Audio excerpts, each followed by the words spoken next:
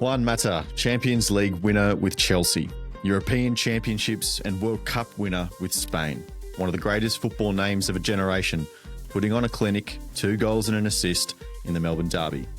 One of the most bewildering goalkeeper gaffes ever, gets a keeper dragged at half-time. Auckland dominating the rest of the New Zealand Derby so hard, Wellington's coach was forced to resign at full-time. The Central Coast Mariners, the team for which it would be generous to say they had an off-season transfer window, came from behind twice to win it at the death against the Wanderers to move up to 7th on the table. Newcastle got over 14,000 Novocastrians through the gates for the second time this season, their largest crowd since the 2018 Grand Final, to watch the box office Jets win their 8th game in a row. Adelaide United proved their production line of prodigies continues to flow, smashing the Glory to turn an indifferent season into one with glimmering potential. All whilst 19-year-old Tiago Quintal scores his 4th goal in 5 games to lift the Sky Blues off the canvas and back into the top 3. All in one weekend in the A-League. I say to you, what else do you want? On the Round Ball Australia podcast. My name is Lachie Avil. Joining me today, Christian Montegan. Christian, it is just one of those weeks. Everywhere you look in the A-League, something is going on. We call it the greatest league in the world, somewhat facetiously on occasion, but it's weekends like this that really make us love Australian football. There was a bit of everything. There was a bit of banter. There was a bit of high-quality football, individual standouts. There was, literally everything. Usually we have some rounds where it's just sort of banter week. It's like, peak A-League, like everything happening in this game and that. But like I said, there was, a bit of everything that you could sort of pick apart, and we'll obviously delve deeper into it as we go through in the podcast. But yeah, a lot of highlights in there to unpack. Joining us as well today for his second appearance on the pod, Declan Archer. Dec, hello. I do apologise. We kind of joked about it before recording. I've stitched you up, brought on the Melbourne City fan with 2 victory boys the day after a derby, so I apologise, but it's good to have you back. Yeah, mate, I've been set up, but I think City have done enough blows in the past, probably about my time to wear one, so I'll cop it. Fair enough. Little subtle hint to last year's decider, of course, as well. But we will start there with the derby. And Christian, we can't go anywhere else other than Juan Mata. It's funny, we're sitting along, watching your football on the Saturday, bang, bang, bang, 3 in a row as you do.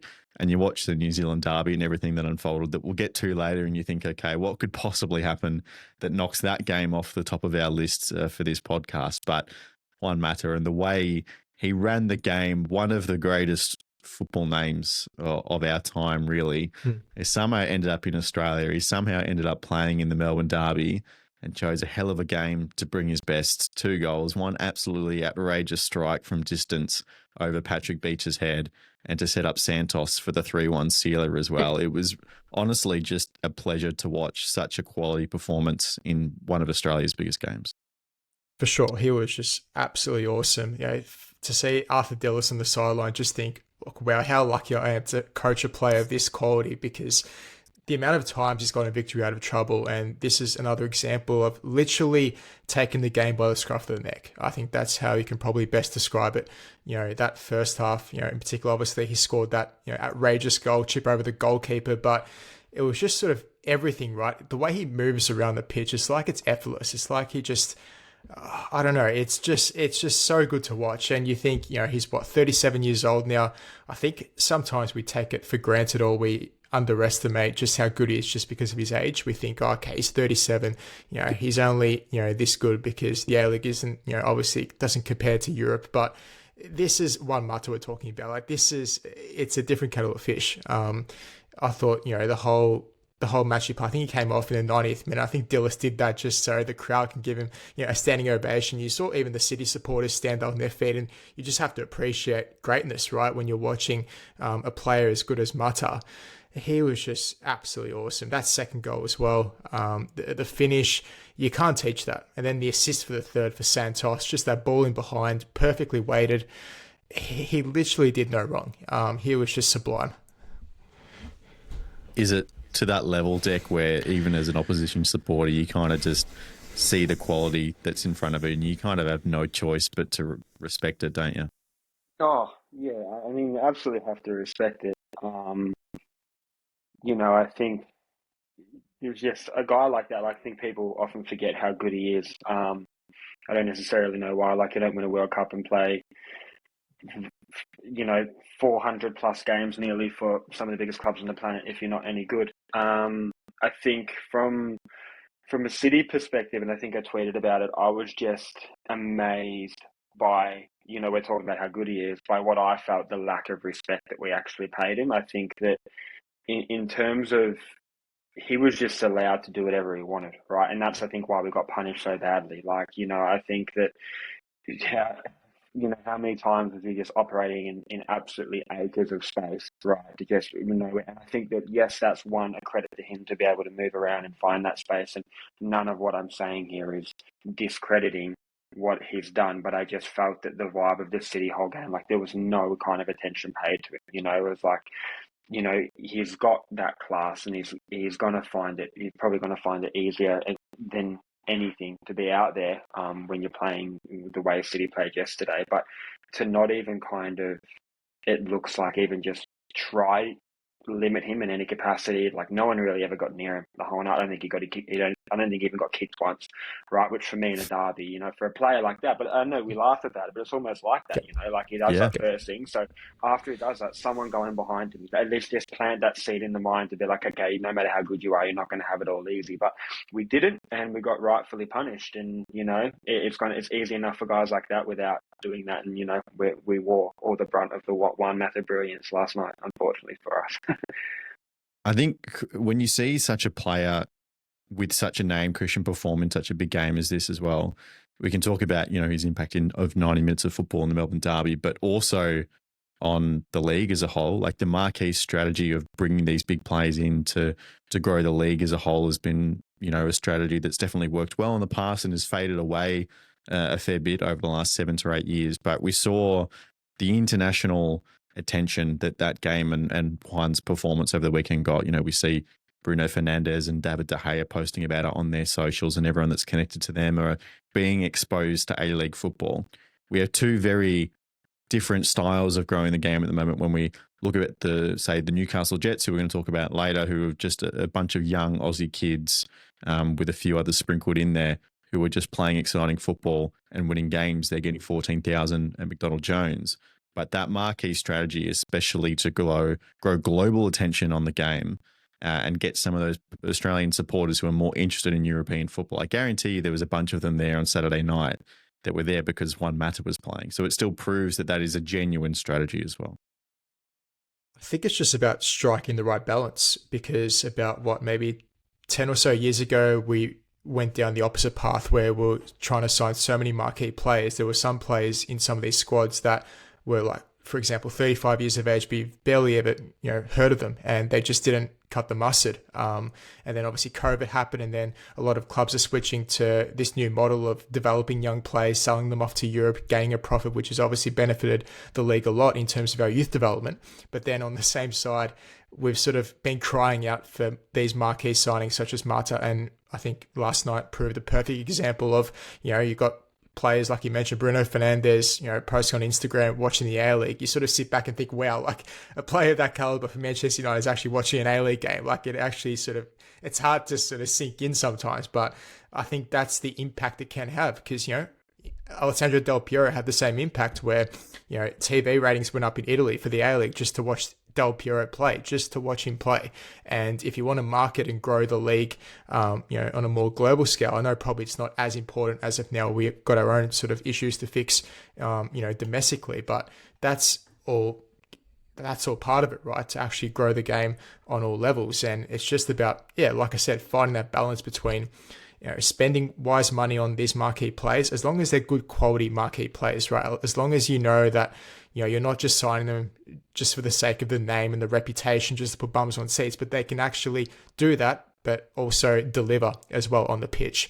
And Mata can obviously do both. I had, a couple of friends last night at the Derby who solely went to the game just because of Mata. A couple of Chelsea supporters, EPL fans, and they just gravitate towards the name. Like, okay, I want to watch this guy play. And fair enough, because you see that performance last night, it's no wonder. So then you keep that cycle going. You start signing more players of that caliber. And the casual fans who might think, okay, I'm not really an A-League fan, but I want to go to a game just to watch this particular player. That's how you attract more eyeballs. That's how you get more people to say, oh, okay, the A-League is actually not a bad product. It's, it's actually decent. And then that's how you start to build that fan base. So I think it sort of works both ways. I still remember the very first time that Robbie Fowler came down to Melbourne to play. It was a game at what is now Marvel Stadium against the Victory. And obviously I was a lot younger and not quite understanding the significance of his career and where he'd come from, and just the math of Liverpool shirts that were rocked in. It wasn't, I think it was North Queensland Fury at the time. It wasn't those shirts, it wasn't anything else. It was Liverpool shirts just flooding Marvel Stadium because of the significance of one player.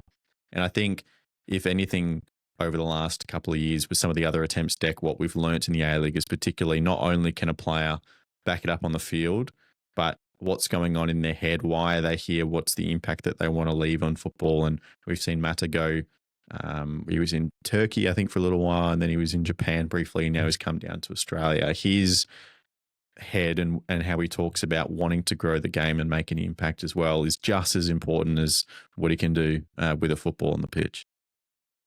Yeah, 100%. I think that I never really liked the idea of moving away from marquees. I think that so many times with football in Australia, we get too focused on, well, it's absolute, has to be one way, it has to be the other.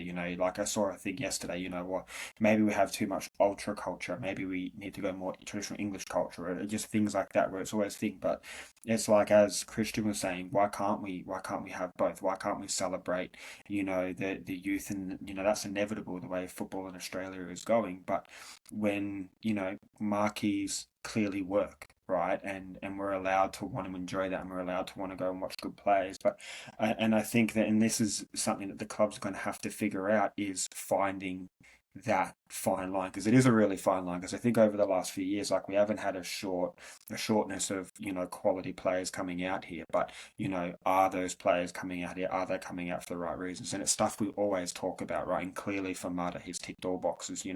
I think especially credit to him as well, for him to stick around after after what he went through last year with the Wanderers. Not many marquees, if any marquees, would have stuck around, but I think it is a testament for the kind of guy he is, and it just proves that he is here for the right reasons, right, as opposed to other people we've had come through. And also outside of One Matter, also probably not on the same scale, because he's obviously not the same, I suppose, level of football in terms of knowledge, but what we're seeing from Ryan Fraser done at the Wanderers is absolutely fantastic as well. He's come in, obviously I'm a bit biased as a Southampton fan, but he was playing Premier League last year, he's played Premier League, he's played high level football, and he's come into a struggling Wanderers team, and it seems like he's here, saying all the right things, he's working his ass off, he clearly cares, he's doing all those right things. So I think we're quite both clubs and both marquees have we've really hit the jackpot this year. And if clubs can do that more often, I'm all for them, because clearly they work, and we should be able to enjoy them. Absolutely, and we can't forget as well, if circumstances have been a little bit different, we still have a Douglas Costa playing for Sydney FC as well, who was on a 2-year deal. So as the league changes over the next couple of years, we're going to get a new broadcast deal announced in the next couple of months. That is obviously a big source of revenue for these teams as more money becomes available. Hopefully this, in addition with trusting the Australian youth and backing the local talent and creating something that teams can really create to get their communities around them. I think obviously if we mix and match those strategies together, that's all obviously going to provide the best result. In terms of the game as well, Christian, individually, it could have actually been so different. I think this is one of the best games that we've kind of seen from Victory over the whole, and 3-1 looks very good. But, Marcus Eunice, exceptional for the right wing from City. He's been just amazing. And I think the 5 or 6 games that he's played for them since coming in on loan in January, sets up the first goal for Max Caputo, and then puts it on a dime for Medin Mehmedi as well, who manages to put it wide from not very far out. I actually remember watching it live. I thought it was one of those, it's a little bit wide and the angle's quite sharp. But he actually has a fair bit of the goal to aim for and makes Wachowski look very good as a keeper. And I can see Declan's reliving it in his head at the moment. But if that goal goes in, as much as Victory were probably the better team up to that point, that could have been a very different game. that Mehmeti miss was probably the game changer, right? If that goes in 2-1 City, the whole complexion of the game changes. Then that obviously gives victory a bit of a boost, because let's not forget that first half an hour, City, I thought, were just flustered, right? I think they didn't have a shot on goal. I think 0 touches in their opposition box in that first 30. They were just all over the place, scrambling, victory dominant all over them. And then it was that one goal, like I said, Yunus, I thought, had a great game down the wing with that cross to sort of change the game. Caputo, by the way, really, really good header. With when the ball's coming at you like that with not as much pace, I think it makes the header even better. The way he was able to control it in the corner, I thought was a great finish. But I think from then on, I thought Victory's response after that Mehmeti miss was pretty decent. Second half they come out, probably a bit more of the same thing. And then again, you've got someone like Mata to unlock the game, and to get those goal contributions, and that's literally the difference. But I thought all in all, you could probably argue that Victory definitely deserved the 3 points, just given City how they came out in the first half. And I don't know if Declan can touch on this a bit more, but it's probably had to do a bit with the travel midweek in Asia, if that sort of took the sting out of them a bit, because they just looked a bit flat from the get-go. Yeah, I think obviously like they travelled last week and then had the bye and then they played at home. I know there was some contention, Deck, around like the team that they played during the week as well, considering that they had progression wrapped up. But this game, it feels very emblematic of what the last 3 months have been, is that they look a different side in Asia, and whether that's to do with the mentality of going into 2 different competitions, maybe the opposition that they face. But this is a side, and I know we were talking about this before the recording, but, City have never missed finals under the CFG. And this is kind of the first round of the season where a lot of the top teams have won games and the bottom teams have lost games. So the gap is actually starting to form and it's becoming somewhat significant. And City are down in 8th. And regardless of, how well City are doing in Asia, which they are, and we've talked about that plenty, the A-League form has been lackluster for a fair little while now. Yeah.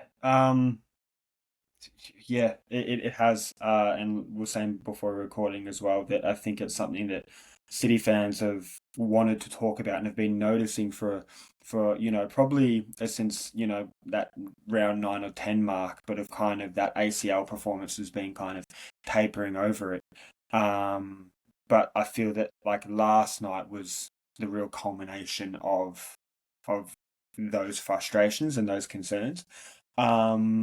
Because like you guys were saying, is I think that we come into that game. Now there's a whole bunch of speculation about where we are with Asia, how much emphasis we're putting on Asia. Have we been given the okay to completely, kind of bin off the league this year to prioritize Asia? I wouldn't think. I would like to think that wouldn't have happened, but I don't know. But we're talking about the team in Asia. I was really surprised by the team we put out on Wednesday. For what we felt was, and again, I understand it's not a dead rubber because the high finish was on the cards there, but to effectively, once we'd already qualified, knowing that this derby was coming up and what an instrumental effect that would have had in our season, I was expecting a lot more of a rotated squad. But then also, in saying that, our squad last night, it wasn't bad. It was a really good squad. Like Azani, it was very attacking and probably one of the most attacking for the year. We started Yunus, we started Azani, we started Mehmeti and Caputo. They're both goal scorers. So, and I honestly think, and where the concern for a lot of City fans was that I don't think it was fatigue. I thought Victory was just better, and I think that this Victory have always done well with derbies. Is that you always start them really, really well. I feel like Victory always feel, just for lack of a better word, like a bit more up for it, a bit more intensity. They always start and, kind of to do that. And I feel that where derbies, a lot of the time, the way they kind of go is Victory will kind of start fast and then City will settle in, right? And then once we settle in, if we do settle into that game and we kind of calm things down, that's where we can kind of show our class. And I think that Mehmeti miss, like it just culminated a lot of what we're struggling to do. I feel like we're struggling to create so much and our chances are so rare that every time we do create a chance, it's almost like deer in the headlights. Like if especially if you're, like someone like Mehmeti, it's like, oh crap, right? I remember there was another one late on with a fast break. I think this was before he got the third, and I think it was even someone as good as Nate Atkinson were running down. I think he had Azani clear through as a 1-on-1. He's just completely burned the ball, and it feels like whenever we're getting those chances, it's kind of like crap. I think a big thing to factor in as well is that where the way we play in Asia isn't the way we play in the league, right? We come in the league and teams expect us to play. They expect us to dominate the ball. They expect us to kind of, if Victory did it last night and every team has done it, you know, they just set up that low block and they're like, come for us, we'll hit you on the counter. And we're expected to be the one who kind of want to control that. Whereas in Asia, we don't do that, right? We're coming up against teams, we're sitting, we're often getting about 30-40% possession. And we've had to grind out a lot of results in Asia. Like, let's not, again, I'm very proud of what we've done there, but it's not like we've necessarily been dominating performances in Asia. Right? We've been grinding a lot of results. We had that lucky kind of own goal, I think it was in Japan, and then Naboo scored late, and then Caputo, I think we've won 2 games in like the 90th minute. So as much as the results have been good, it's not necessarily we've been putting in awesome performances. So these have been things that have been laying on City fans' mind for a long time. And then, you know, last night it was just a culmination of everything. I thought the game plan was poor. I thought the substitutions were poor. I thought the attitude was poor. And when all in all, that was our biggest game of the season, because now, as you said, that, you know, the gaps are starting to open up and we're like, oh, we're actually in a fair bit of trouble here. It's raising a lot of questions, you know, like, what do we do if Vidmar's out of contract at the end of the year? You know, how much do we just write the year off and we go, well, we did so well in Asia, or is there more emphasis in the league? We don't know, but we've got to figure it out. You know, there's 8 games to go, and regardless, you know, of how well we do in Asia, I'd like to believe that, you know, league form still matters, right? And for fans and for reputation and stuff like that, you know, we see the crowds in Asia, not just for City, but for all teams. You know, Asian Champions League hasn't really always been massively supported in this country, outside of the Wanderers when they did well, but, you know, they've always kind of struggled a bit more for crowds. So what I'm trying to get at is that the league performance is still so important, so important. And I think that, you know, doing so well in Asia, if you miss finals, it's a problem. So yeah, it's rough going for City at the moment. It's an interesting theme you bring up there, because I remember the days of, you know, Patrick Isnorbo saying, you know, why aren't you fielding a strong team in the ACL? It's like, oh, I got an A-League game on the weekend, right? Goes back to our earlier conversation about, you know, the marquee strategy versus, you know, the homegrown youth. It's like somewhere in the middle. Somewhere in the middle is where you want to be. But City still have a big season ahead of them, obviously, with that Champions League campaign. It's going to be fascinating to see. Obviously, earlier in the day, we had the New Zealand Derby, which had so many moments that are worth talking about. After the game, arguably, at least I believe, was the biggest of them all. This is what Chiefy had to say in his post-match press conference. Lose 5-0 at home, you know, with, you know, the season still to play for is unacceptable, and I take full responsibility, you know. So I've told the club, I go, look, tender my resignation, and, you know, I think, you know, it's easier for someone to come in and just with new energy and refocus the group. Giancarlo Italiano, Christian, resigning his head post as the manager for the Wellington Phoenix after the 5-0 drubbing to Auckland FC in the Kiwi Derby on Saturday afternoon. This news came, I don't know, shock was the word I was going to use. Maybe it wasn't too surprising for some people. I think definitely when the end of the season would have come around already, there would have been a lot of questions about Chiefy and whether he was going to continue or not, because of the credit in the bank that he had from that season a couple of years ago where they went so close to silverware in the A-League, but 6 derbies, 6 losses, and the manner of which they lost this one on Saturday afternoon. Chiefy said enough was enough, and that's the story. I thought first and foremost, it was very good of him to step down on his own terms, right? He didn't wait for the club to do it. He went to them and said, look, I think this is the best thing for both myself and, more importantly, the club moving forward. So I think to sort of have that perspective as a coach, you don't really see that these days, right? Usually the coach will wait till they get the sack. So obviously you got those benefits like getting paid out and, you get paid out for maybe like 1 or 2 years or something like that. But for Italiano, it was more about the team, right? And he's built something so special. Let's not forget, ever since he first arrived at the club, right? Almost so close to making a maiden grand final, just fell short there, and just so quickly was able to galvanize the group and, get the team playing on his terms. Let's not forget, didn't have any coaching experience whatsoever in terms of head coach, before this role at Wellington, and then to do what he did. Playing experience. Or playing experience. Just to put that into perspective, it's just crazy to think about. So I think just touching on this derby in particular, like it was nothing short of a disaster, right? Oluwayemi, with that sort of howler from the get-go to concede that first goal, sort of just open up the floodgates for the confidence just dropped after that, right? You go 1-0 down, then you cop the second goal, and then from there it was like 11 Wellington players just running around, not knowing the system or what to do, right? They were so rattled by it, and you can tell, right? Just the goals kept coming one after the other. And Auckland, they smell blood. And Steve Corica, I think, is the type of coach who senses that and doesn't want to relax. He just wants to go for the kill, 6, 7, 8-0. Didn't get to that stage, but I think the damage obviously was already done. And by that point, obviously post-match, you heard those comments from Italiano. Stepping down, he thought that was the best thing to do, which again is all credit to him. Yeah, it is. And I think it shows a bit of nobility. And I think the thing with Chiefy is because that club has given him so much, there's obviously a very special relationship there. And it obviously you never know what's going behind the scenes. Who knows what the ownership might have been thinking in terms of releasing him. Look, I think we've said it before on the podcast. I think it would have been unlikely that he would have been removed before the end of the season, but probably definitely leading towards the way of not, taking up that option for the extra year afterwards. But to actually just have that and say, you know what, this is probably not a great atmosphere. He's done everything that he could to try and turn it around, and it still hasn't worked. You still haven't won a derby, and you've lost this one 5-0.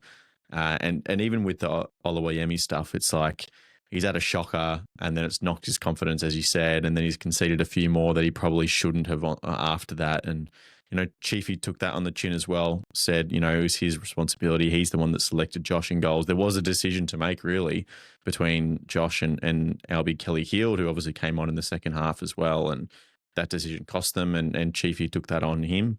And he's really just, as you say, made the decision that's in the best interest of the club moving forward, which I think is a really noble thing to do. But we can't forget as well, like, where he's come from. He came through as an analyst and like a second assistant or something under Ufi Tale when he was at the club, and had a really successful time and got really screwed around by that COVID season where they probably could have had a bit of success as well. And then he, promoted to first assistant and then eventual head coach, and then having that 23-24 season where they almost won the Premier's Plate and then took Melbourne Victory to extra time in the semi-final as well, almost made a grand final. Such a special year that just fell so close to silverware and what would have been the first piece of A-League silverware for Wellington. He will be remembered. Obviously, the last 2 seasons hasn't gone the way that he wanted to, but the amount of transfers that they lost with players going overseas, thanks to that really, really good season, obviously hurt him. But that, I feel like, is what Chiefy will be remembered for. All those points you highlighted are absolutely correct, but it's just a shame that we're sort of going to remember him more for what's happened recently as opposed to what he did in his first season, right? Because at the end of the day, it's not like he won the championship, right? They made a semi-final, which is obviously a great run, but there's nothing really to cling on and say, okay, he actually won silverware for us. He actually did something unbelievable, whilst albeit, making the finals where that club was at that stage was still a massive achievement. Big crowds, the whole town was behind them. But again, there was just nothing, there wasn't that trophy with it, right? And so what's happened over the past season or two, how the team has sort of unraveled a bit, both on and off the pitch, that's sort of what he's unfortunately going to be remembered by a little bit more than the good things, right? His press conferences, the tactical analysis, sharing all that information, his coaching ability on the pitch, which again is a bit of a shame. But I think Italiano has, let's be honest, he's been a dead man walking for much of this season, right? I think we've said it before in this podcast that it would have had to take a result like this for something drastic to happen in terms of him leaving or him to get sacked by the board. And obviously that's what happened, right? Italiano said, that's enough for me. I don't think that the players are buying into what I want from them anymore. And it's sort of got a bit of comparison to Graham Arnold, right? At the Socceroos where, last year he sensed that time was up where the players just weren't really buying into his project and what he wanted from the team. And I think Italiano probably got that same sense. And that's when as a coach, right, that it's probably time to, to part ways and, go for a fresh start, because he's got respect for the club. He's got respect for the players. That club obviously helped him build a coaching career in the first place. So I think that's where that respect comes from. And again, all props to Italiano for going down that road. Yeah, and I think it's clear that he was a little bit screwed by the era of the A-League that he came through in, being not one of like the big market teams that have the big resources to be able to retain talent year to year. When you have that successful season, we saw the carnage of the Central Coast Mariners after they won 2 years in a row and the amount of players they lost. We'll go down the list of outs that the Wellington Phoenix had after that 23-24 season. You know, Alex Paulson getting obviously the big transfer fee, which is a credit to Chiefy as well, over to Bournemouth, and then he gets loaned out to Auckland. Finn Sermon was crucial. Bojidar Krajav, Oscar Zavada scored that late goal in the semi-final in the second leg against Victoria to get them back in it. Ben Old to St. Etienne in Ligue 1, which was a massive transfer. He was a big player for them. Nicholas Pennington, Jack Duncan, who I know obviously didn't play that season, but he would have been a number one keeper the following season for them. He went to Melbourne Victory. Oscar Van Hatten, David Ball. Like, there were so many players that was so quality and so pivotal to that 23-24 team that made them so successful that he lost and definitely didn't get anywhere near the same incomings. It was always going to be tough for him. And I think that's why he sort of got given a bit more extra time, because of what he did in the first season, and because I think the club understood the position they were in, right? I'm sure in the off-season he was after more players to come in. The club probably just couldn't deliver on some of those promises of what Italiano wanted, and probably said, okay, it's not your most ideal squad. We've got faith in you. We'll back you in. But again, it had to take a few of these kind of results to say, okay, it's probably best if we get another manager in who can probably get the best out of the squad that I've got.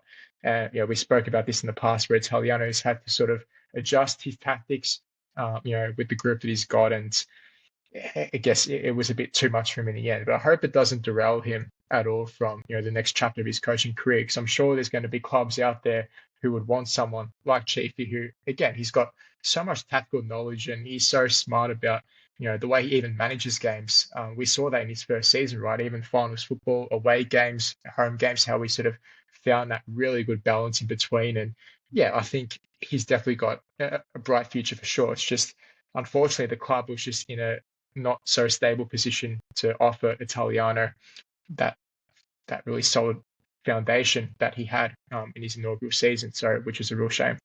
Going into the game itself, I was really optimistic about Wellington's chances in this game. As you always are. Slightly emotionally, just because I'm thinking, oh my God, 0-5, you got to win one eventually, right? And no Louis Verstraete, who has been one of the players of the season in the entire league for Auckland. No Sam Cosgrove as well, who's been scoring goals on occasion. And the Phoenix have just come off a momentum boosting comeback from against the Wanderers. They were 2-0 down and got a point out of it. So I felt like if it was ever going to happen, it was probably going to happen in this game. And it was relatively toe-to-toe until Jake Girdwood-Reich pumps a clearance from deep in his own half. And Josh Oluwayemi, I don't even know how to begin to describe it. I'm going to be extremely generous and say potentially there was a late kick of wind, which is not unheard of at Sky Stadium. We've all seen the Ante Kovic mistake as well from the long free kick. It can get a little windy in Wellington, but to be that far out of your goal and risk a header on the full like that, to then kick it back with your head, you know what I mean, into your own goal, was just completely bizarre. That's another clip from the weekend that's gone around the world. It's done massive numbers online on social media, and you could clearly see it racked his confidence because he let in a couple of soft goals after that as well in the first half, before he got dragged, of course. To even get dragged at halftime, like how many times do you see that with a goalkeeper? It's pretty rare, and obviously Chiefy saw that. He was quite rightly frustrated because he's probably thinking, like, my job's on the line here. And obviously, like we speak about it, that Italiano obviously parted ways on his own, which is great. But in terms of the actual game itself, like that just sort of opened up the floodgates, right, for Auckland just to take advantage and smell blood. And I think, it was just, they're just low on confidence, Wellington. It's not just this game. It's been the previous two derbies as well, where they've sort of shown glimpses, that they can go toe to toe, but for the 90 minutes, you can just tell it's sort of men against boys, isn't it? And this was the epitome of that. Perfect example of, you only need to make a couple of mistakes, and Auckland are that sort of side who are so good, so clinical that they can punish you just like that with a click of the fingers. So, yeah, it's all around. I mean, they just showed really no life. I don't want to say that they gave up, because I think that's too strong of a term to use when you're referring to a team, but it almost got to that stage, because I think at the back of their minds they knew that obviously this game is just well beyond our reach. Nothing's going our way, and it just really felt like one of those days where just mistake after mistake just kept following one after the other, and I just feel sorry for the club, to be honest, to be embarrassed 5-0 in a derby. I mean, as Victory supporters, lucky we've experienced that a few years ago, and we got smashed 7-0 to Melbourne City. That bitterness and that pain you feel even a couple of days afterwards, and just sort of reflecting back, it's not a nice feeling. But I think for Wellington now, a clean state, new coach coming in obviously after Italiano, they just need a fresh start, a rebuild, because they need to start from somewhere. It just hasn't been good enough. You could actually write a book. This rivalry is only 6 games old, and you could write a book on the events of just the first 2 years of these clashes. You have the late winners in the first game last season. There's the 6-1 in there. Then we get to the 25-26 season. You got 2 red cards for Auckland. Phoenix absolutely hammering away. Cannot find a way to even get a point out of that game. And one thing we can't forget about Oluwayemi as well is he was almost the hero in the second derby of the season when he saves 2 penalties. Mandrake James gets his red card. Josh saves 2 penalties. The second one falls back to Francis DeVries, who tucks it away. Auckland win that game as well.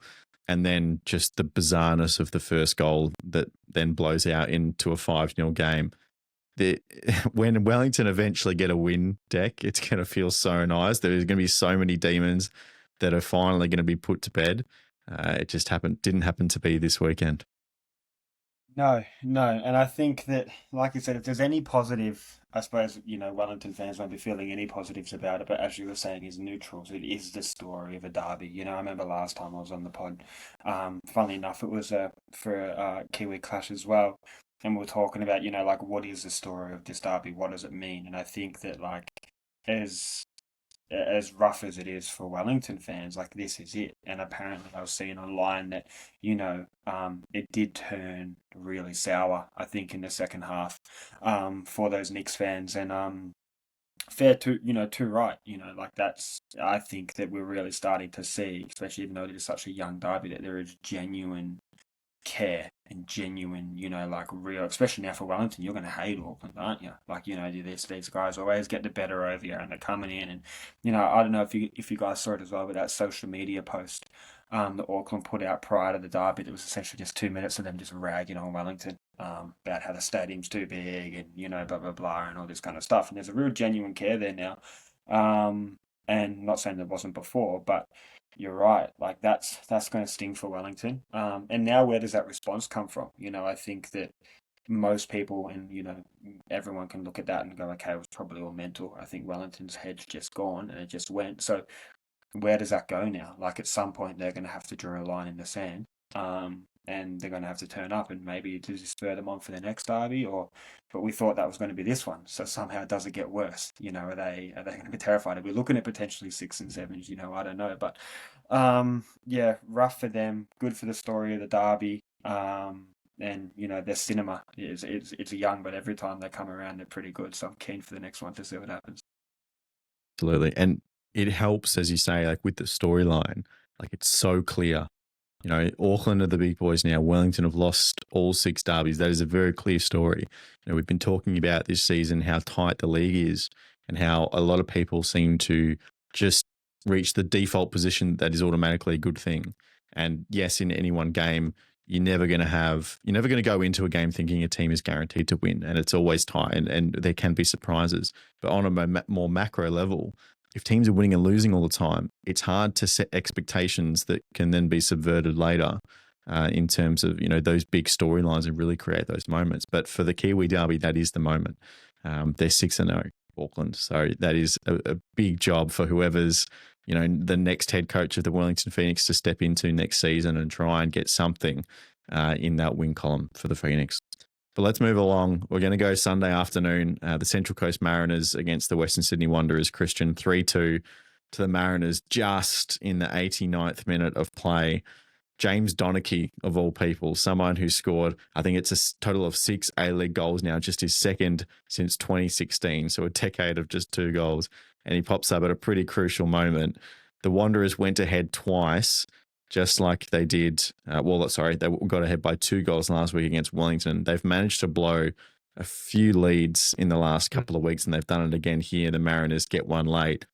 The league is crazy, right? We thought Mariners were pretty much everyone's tip to finish last at the start of the season. They have been poor at patches, absolutely, but they've had some reinforcements during this January window. Obviously, a lot of those Sydney Olympic transfers. Ali Orkler was on the score sheet today.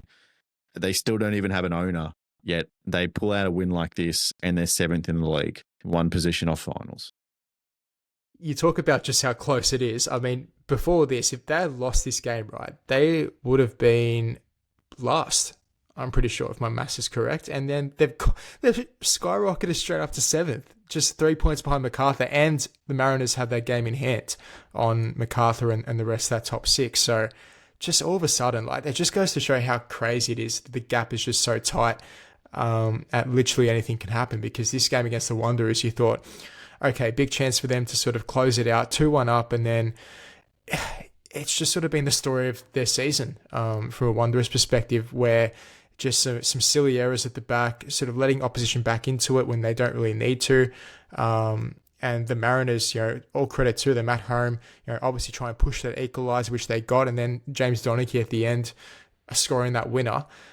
I know it wasn't sort of the best game in terms of free-flowing attacking football, but these are the sort of games that you need to just try and scrap wins here and there, and the Mariners have done that.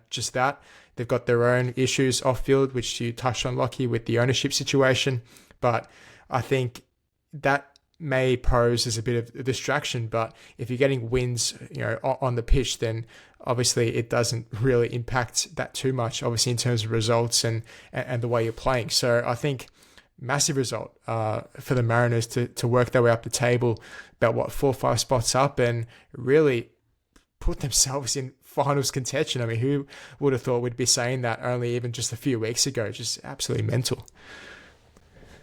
Tech, it feels like, you could just point to almost the entire existence of the Western Sydney Wanderers after their first 2 seasons, and this has kind of been the last month of football. Like, their squad, I think a lot of people will agree that it is one of the best, name-by-name teams in the A-League. Yet under Alan Stajic and now Gary Benegbond as well, they've just completely failed to live up to their potential, which is the story, as we say, of the Wanderers, just not meeting that level that's expected of them. They had so many chances early. Obviously, they went 1-0 up. Ryan Fraser creates a nice little moment and the space to go 1-0. And then they had more chances to tuck goals away.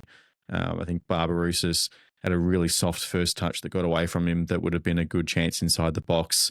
Brandon Borrello, who's had a really tough year, cannon one into the crossbar as well. Like, they should have put this game to bed inside the first half hour. But again, Wanderers and missed opportunities seem to just go hand in hand. Yeah, 100%. And, when it rains, it pours, and we've spoken about it a lot this episode, but it's that mental element of football. And it really, really matters, these things, you can't understate that these things live in footballers' heads, and they're consciously aware of them. And, when you're someone like Wanderers who have, especially this year, just battling, not necessarily getting smashed, but in these, those 50-50s are always coming out, on the wrong side and stuff like that. When you have the opportunity to go in at halftime, potentially 2 or 3 goals up, and, potentially put the game to bed and stuff like that, what that does for your mental is so good. But instead, it's the opposite, and it's like, you can one off the bar and you miss neither of your touches, and you're like, oh, here we go again. Like, what's it going to look like? What's going to happen here? And then, Central Coast get that. And as those games go later on, they're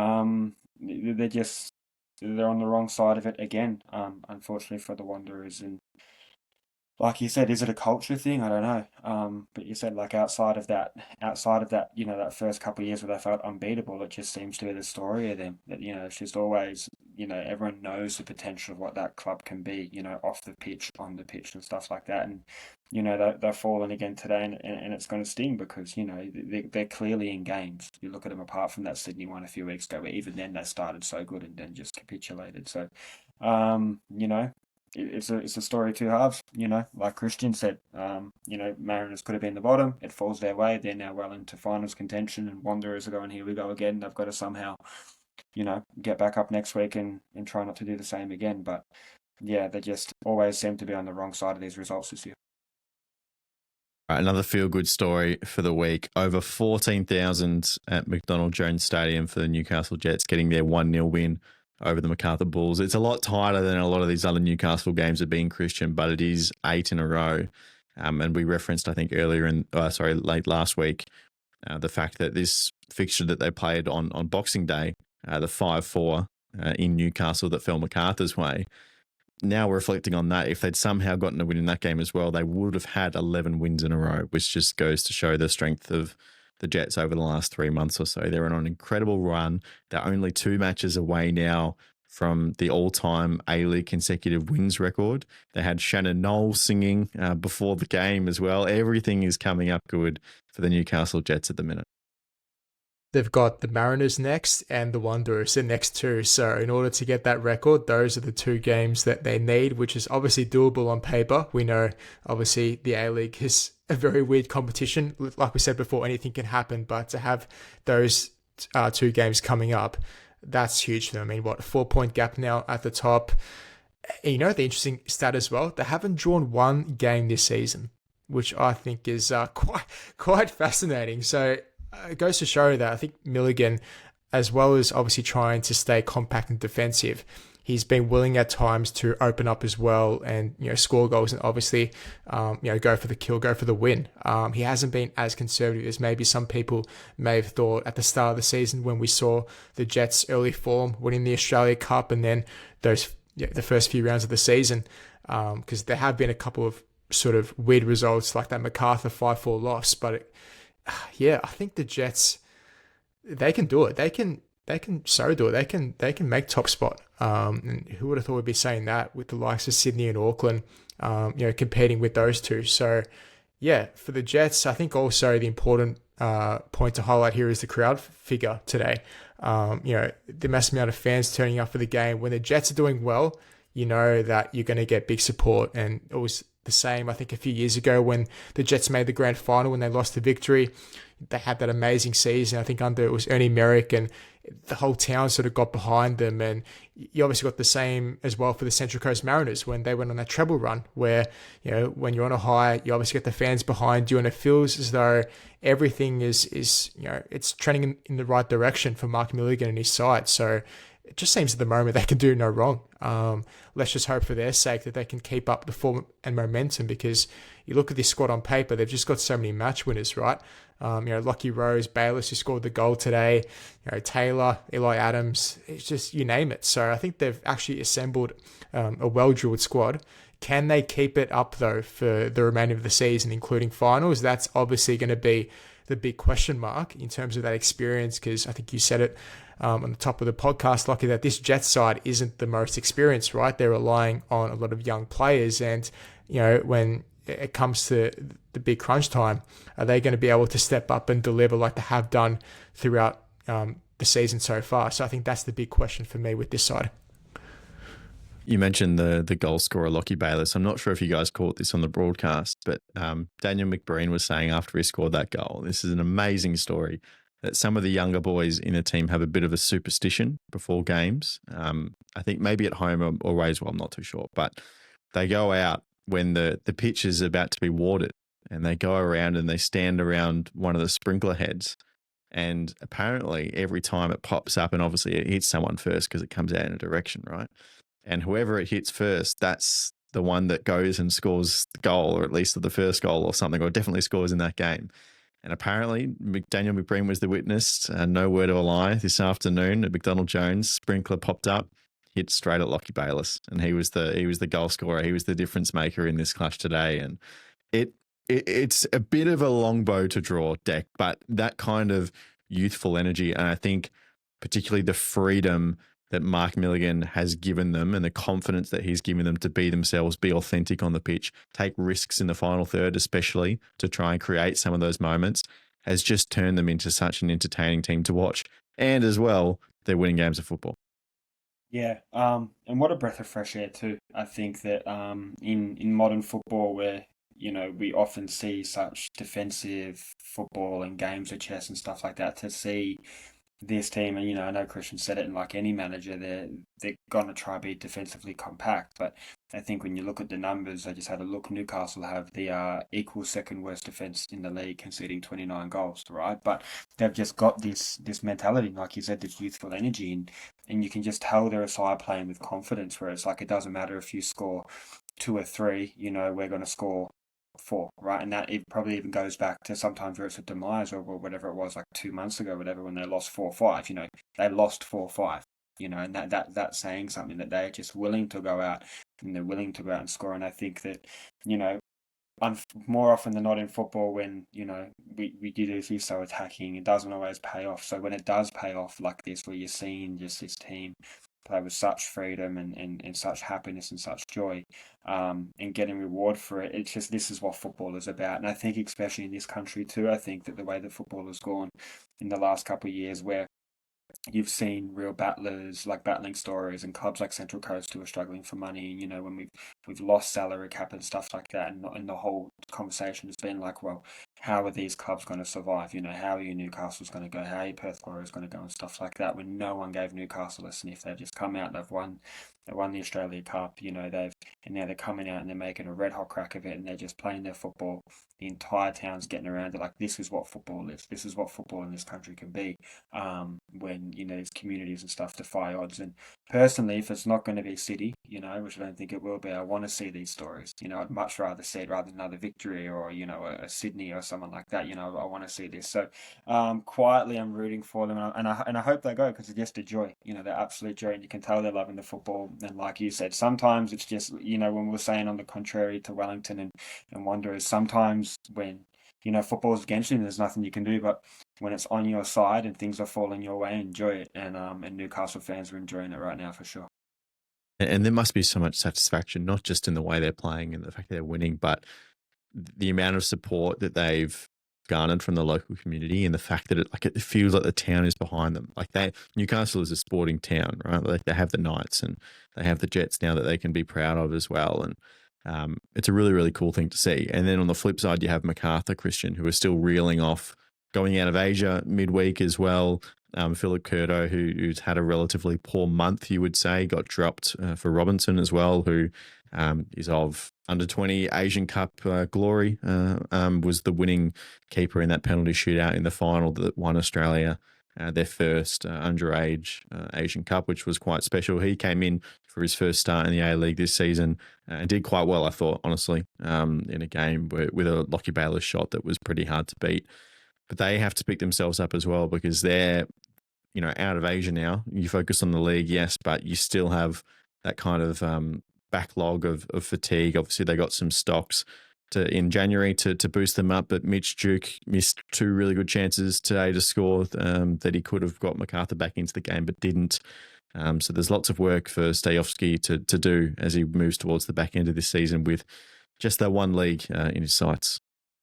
I think that'll serve him a world of good, right? You don't have Asia to distract you anymore. You can just focus on domestic competition, because obviously they had to rotate a bit. You have Economidis on the bench, Mitch Duke had to come on, Luke Braddon, Curto as well, bench for this game for Robinson. So, moving forward, you'd expect a bit more consistency in terms of Macarthur's results, because we gave that excuse to an extent for Sydney last season when they didn't end up making the finals. But I think on paper, Macarthur are good enough to make the top 6. Now that they're out of Asia early, I would just wonder, will that benefit them a bit more, and can they get that extra boost, or will it, it could be the opposite, where, a disappointment from getting knocked out early in Asia, to Bangkok, and then obviously that's sort of a trickle-on effect to, your forms keeps on sliding and you just can't really find answers. So I think that was sort of the case today against his Jets side. It's not like Macarthur didn't create chances. It's just they don't create enough chances where, they're clear-cut opportunities. And that was, I think, in this case, against the Jets, where you can probably pick out 1 or 2 instances, but, of some shots that they probably should have put away against his Jets side. But other than that, until Drew came on, they didn't really look all too threatening in front of goal in terms of actually putting the ball in the back of the net. So It was maybe just like that first 20 minutes they came out with Yeah. decent speed. Sawyer was getting amongst it, but just, creating those clear-cut opportunities. Yeah, I think that's something that they've been really searching for, Lucky, and that's one of the reasons why they brought in Mitch Duke, right, in January to try and solve that problem, because albeit Harry Sawyer has done okay this season, I think, Milostiovski was looking for another alternative up front to be able to solve that issue. So, yeah, let's see if, not playing in Asia does help this side, because like I said before, they are definitely good enough to make finals for sure.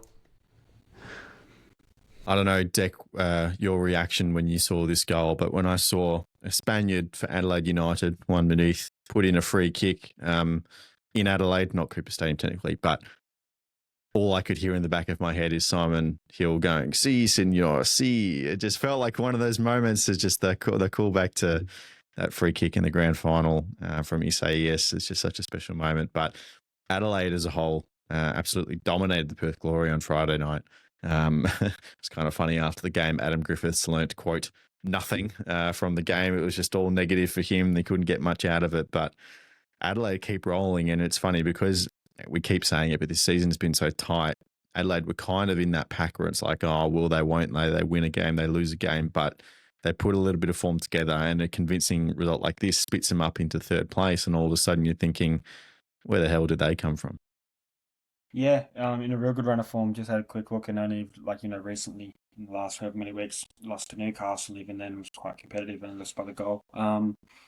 Just goes to say that tight. And especially now, Christian mentioned that before, we're reaching that crunch time, and this is where it matters. This is where things are going to start to separate, and you don't get many more opportunities to, I think only 8 or so games to play.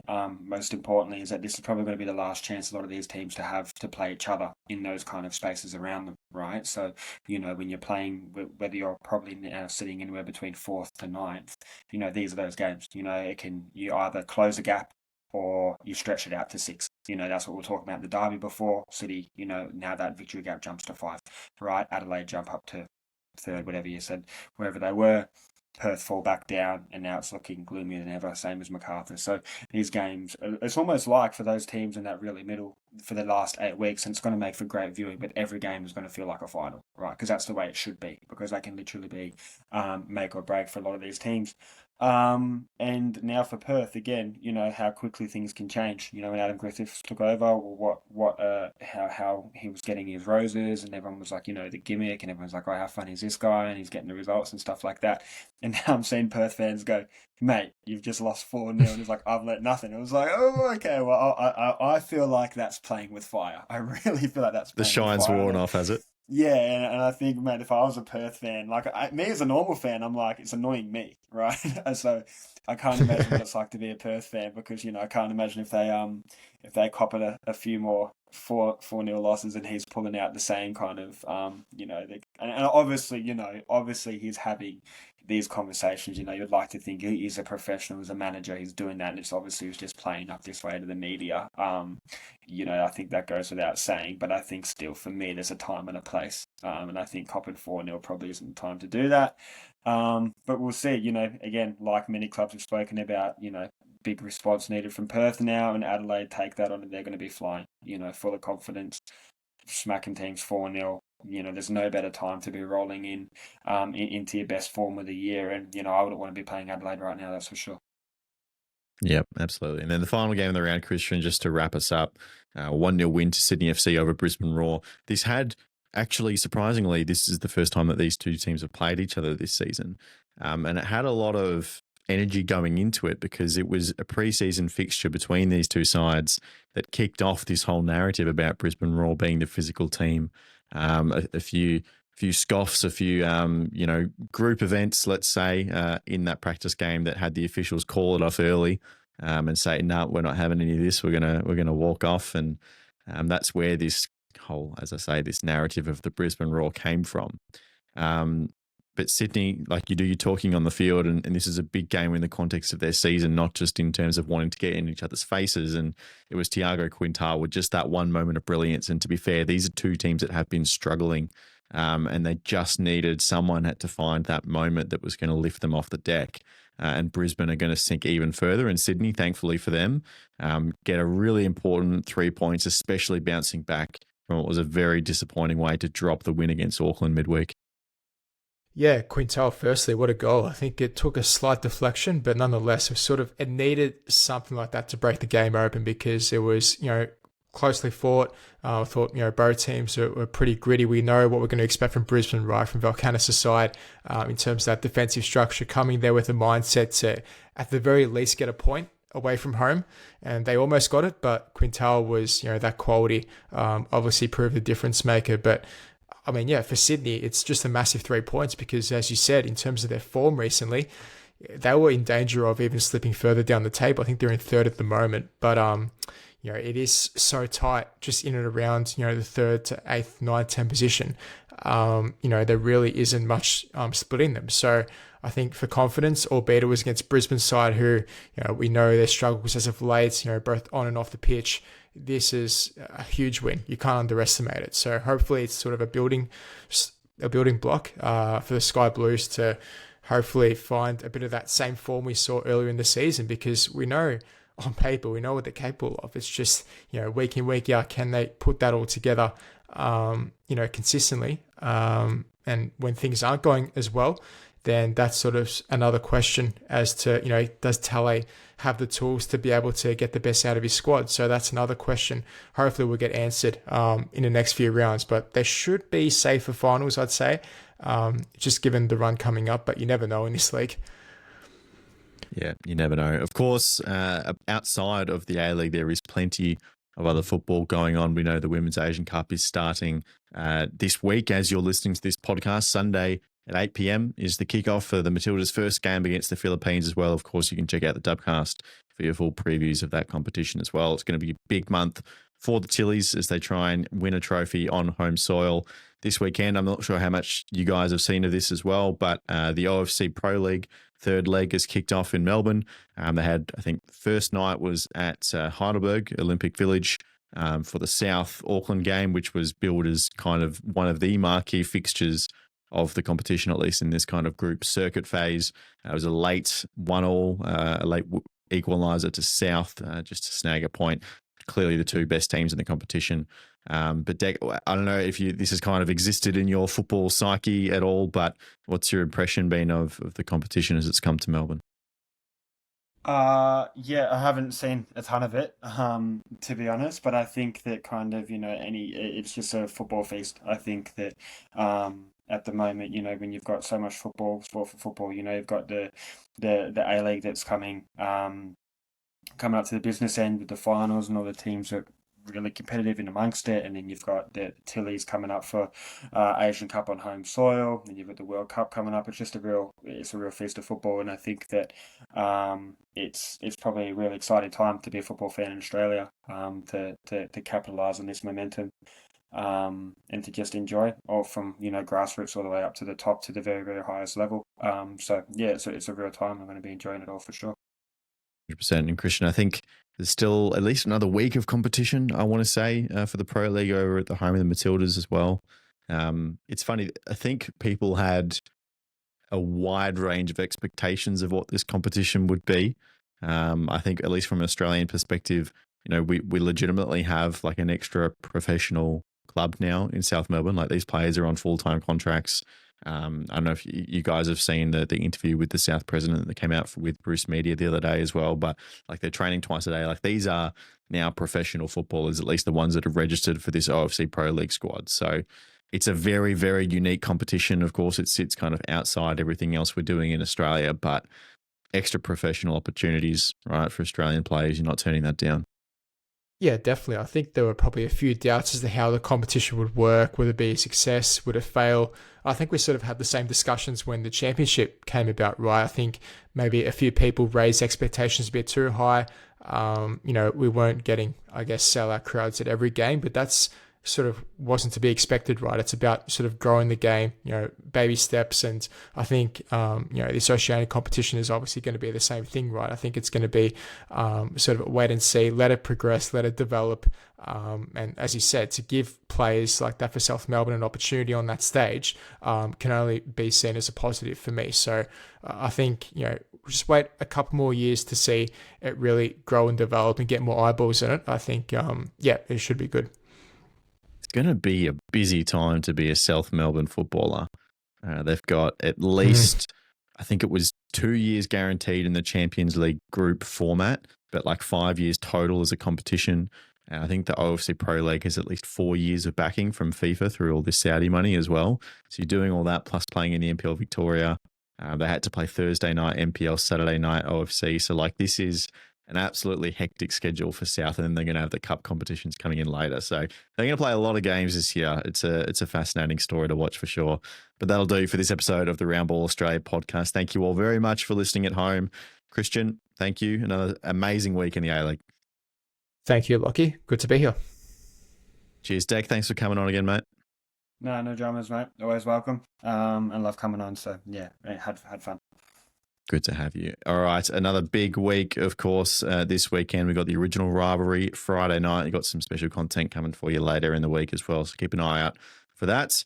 And enjoy your weekend of football when it comes. But that'll do from us here on the Round Ball Australia podcast. Thank you for listening. Goodbye.